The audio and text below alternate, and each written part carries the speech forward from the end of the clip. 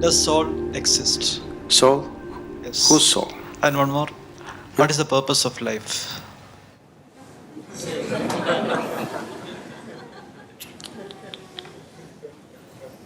You're just asking very big questions without understanding the significance of the question. See, when you ask, does soul exist, you're not talking about an academic subject. You're asking, what is the nature of who I am? Or you're saying, I don't know a damn thing about myself, please tell me. Yes? Isn't it? You're asking this very easily because you have not been touched by the pain of ignorance, the pain of not knowing who you are. It has not torn you apart. If it really touches you that you're just living here, doing all kinds of nonsense without knowing the ABC of who you are, it should be very painful, isn't it? That pain has not yet touched you. You're mouthing questions, it's not sunk deep enough. So every day you must remind yourself, at least spend 10 minutes in the morning, just see what an utter idiot you are. You don't know anything about yourself, but you're busy with all kinds of nonsense in your life. Every day, just 10 minutes, remind yourself as intensely as possible your ignorance of yourself. Then slowly the pain will sink. When it becomes so painful that you can't bear it, knowing will not be far away, it's one moment. If I say, yes, you have a soul, but can you walk better? What use is the soul? Did they put any kind of utility to the soul?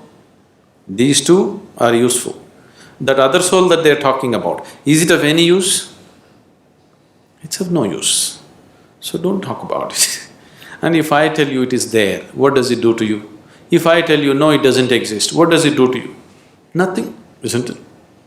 Only thing is, the next dinner party that you go, you can entertain people around you talking about the soul. But as far as your existence is concerned, nothing changes, isn't it so? Yes? Nothing at all will change, isn't it?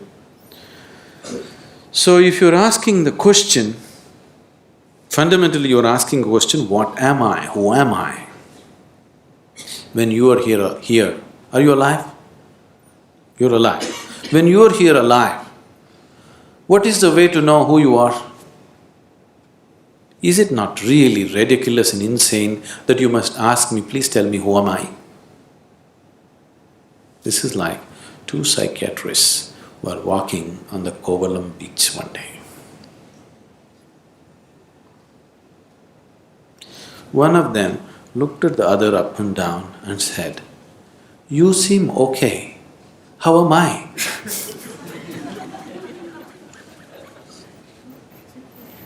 This is just like that, isn't it? You're sitting here, you're alive, you're existing, and you're asking me, who am I, what am I? Is it not ridiculous? Very ridiculous, isn't it? Only thing is, the majority is with you. That's the only comfort which has not allowed you to know the pain of ignorance. You have a huge majority of people around you who are all saying, yes, this is the way to be. Yes, that is the only thing which has given you some comfort. Suppose you are the only man on the planet who does not know who you are, everybody else knows. You know how it would be for you? Yes? You don't know who you are, you're busy in the world. Does it make any sense or does it sound like madness? Insanity, isn't it? But the comfort is, you're in a huge asylum where everybody's like you. So your problem is, your existence itself right now is only in comparison with something else. You have no existence of yourself, please see. Right now, if you don't have something that everybody has nose. Suppose you did not have a nose. Actually, you can breathe better, you know. If you take off your nose, you will get 22% extra oxygen. You will be more healthy, everything will be better. But you know how you will suffer? Because everybody else has a nose. Yes or no? Or if you get something extra that other people don't have, you still suffer, isn't it? Suppose you grew one horn. You know how terrible it would be? But if everybody had a horn, then we would be polishing it and decorating around. Your very existence is in comparison. There is no existence of yourself. Everything is in comparison. So, with that comfort, you're passing off without knowing the pain of not knowing. If you know the pain of not knowing who you are, then if you just see that I don't know anything about myself, tears will come. If it starts tearing you apart, knowing is not far away. It's very simple. It's very, very simple because after all you want to know what is within you, isn't it? Can what is within you be denied to you by anybody or anything? Do you need a passport to go within? Do you need a visa? To turn inward and know what's within, do you need somebody's permission? Or can somebody stop you? Can any authority in the world stop you? No. So who is stopping you? Who could be stopping you? Only yourself. Nobody else but yourself. Nobody else is capable of stopping you, isn't it? So why are you stopping yourself?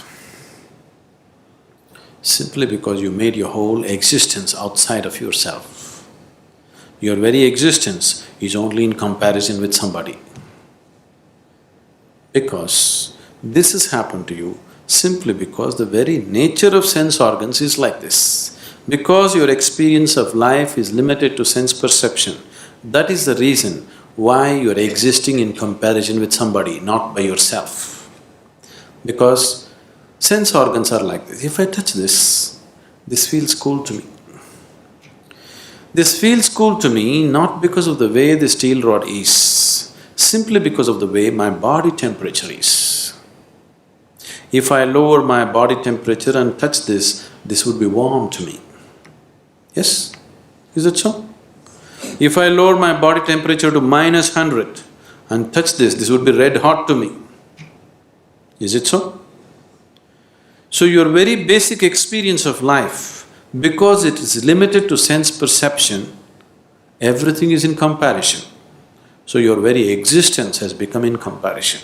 If this has to change, philosophies and teachings are not going to change this fundamental reality.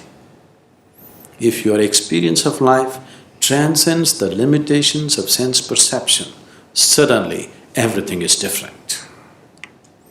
When we initiated you into Shambhavi, if you gave yourself to the process, it could easily take you beyond sense perception. Many of you going into moments where you're no more within your sense perception, something else is beginning to happen. Anything new happens, your mind is such, it knows only fear. Even if you walk into heaven, you will know only fear because it's something that you do not know. You have conditioned yourself like this. But if you allow it to happen, you will see, you will start experiencing a dimension which is beyond sense perception. Only when your experience of life moves beyond sense perception, then your experience of life is absolute, not in comparison with something else. Then your experience of life has transcended the limitations of the physical. Then you have created an atmosphere to know who the hell you are. You better know who the hell you are. Otherwise, anything that you do is of no consequence.